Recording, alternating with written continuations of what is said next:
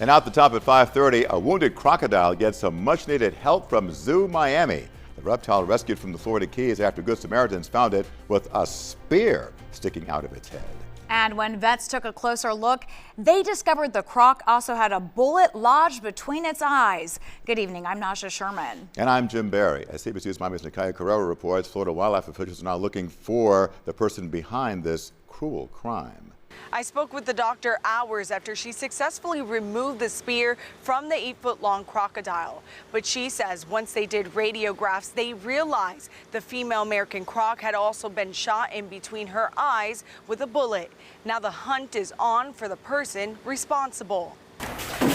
It took 2 people to carry the female crocodile into the room where Dr. Gwen Myers was able to remove the spear. We think that spear's probably been in her head about maybe a week.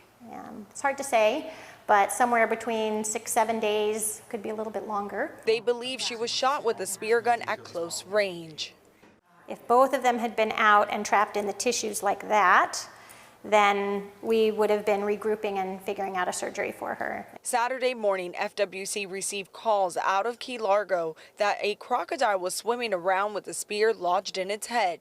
That's when officers tried to safely capture the reptile. They were not able to do so Saturday, but yesterday, Monday, is when they were actually able to capture it, along with the help of Zoo Miami and our nuisance alligator program trapper. Once the reptile arrived to Zoo Miami, they conducted a number of tests and x-rays to see how far the spear was lodged inside of its head. Dr. Myers and her team removed the spear by hand, avoiding surgery. But it's what they also found in x-rays that was alarming. She has a bullet in her head as well. She has a small pellet in her skull. I don't know how long that's been in there, and it does not seem to be impacting vital organs, so we are leaving that alone right now. Myers says the goal is to nurse the crocodile back to health and release her back in her home of Key Largo. She's not out of the woods. We kind of need to give her a little bit of time to see how this wound is going to behave. The FWC is asking anyone with any information to contact the Wildlife Alert Hotline at 888-404-3922.